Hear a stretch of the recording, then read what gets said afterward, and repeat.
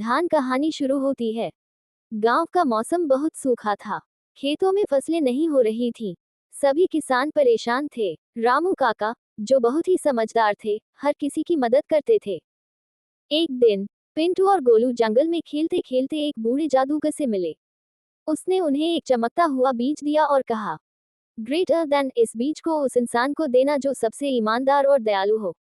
जहां ये बीज उगेगा, वहां से पानी की नहर निकलेगी जो पूरे गांव को बचा सकती है।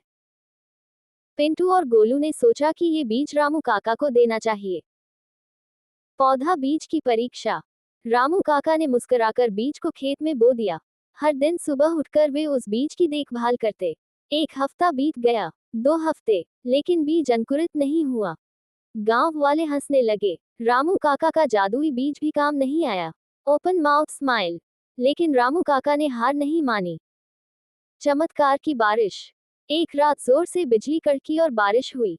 अगली सुबह रामू काका के खेत में एक चमचमाती नहर बहने लगी। सब हैरान रह गए। अस्टोनिश्ड फेस।